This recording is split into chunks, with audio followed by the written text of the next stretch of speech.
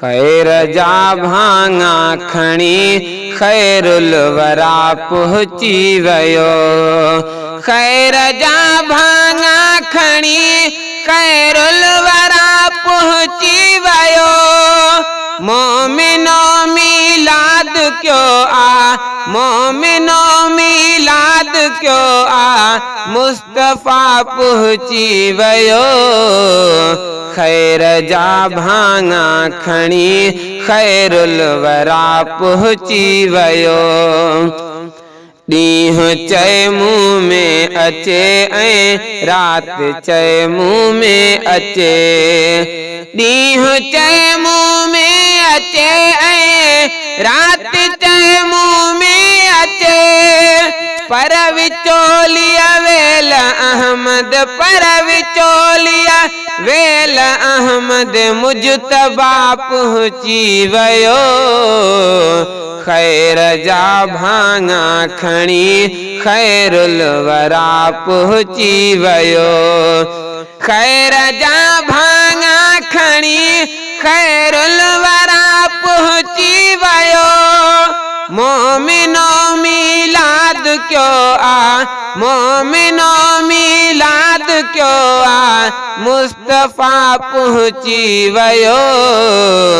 खैर जा भांगा खणी खैरुल वरा पहुची वयो। ॾींहुं भी खुश थियो त हो ॾहों राति राज़ी थी वई। ॾींहुं भी खुश थियो त हो ॾहों राति राज़ी थी वई। छो त ॿिन्हिनी जे हिस्से में, छो त ॿिन्हिनी जे हिस्से में दिलरुबा पहुची वयो। खैर जा भांगा खणी खैरुल वरा पहुची वयो। खैर जा भांगा खणी खैरुल वरा पहुची वयो। मोमिनो मिलाद क्यों आ, मोमिनो मिलाद क्यों आ, मुस्तफा पहुची वयो। खैर जा भांगा खणी खैरुल वरा पहुची वयो।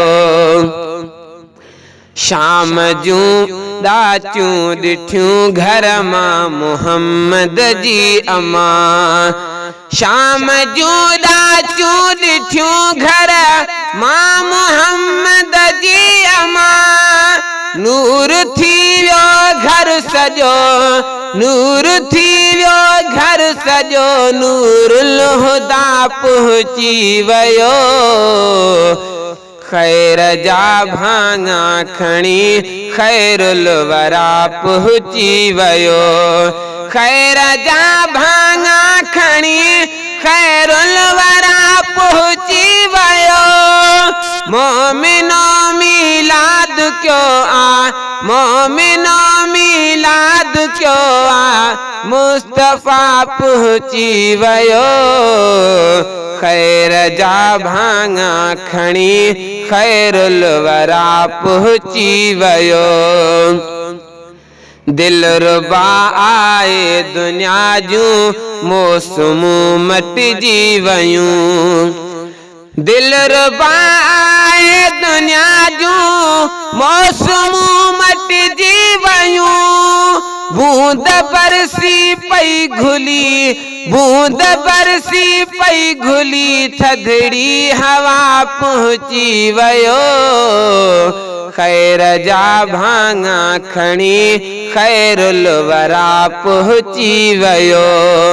खैर जा भांगा खणी खैरुल वरा पहुची वयो।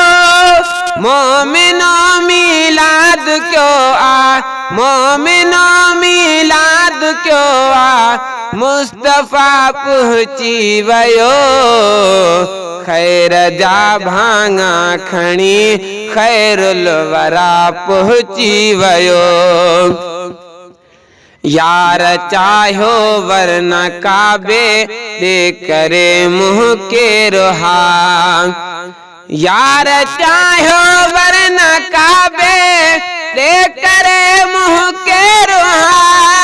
यार जे सदके हुक्म ही, यार जे सदके हुक्म ही कद नरा पहुँची वयो। खैर जा भांगा खणी खैरुल वरा पहुँची वयो। खैर जा भांगा खणी खैरुल वरा पहुँची वयो। मोमिनो मिलाद क्यों आ मुस्तफा पहुँची वयो। खैर जा भांगा खणी खैरुल वरा पहुँची वयो। ही समूरो ई महीनो आशिकन लय ईद आ।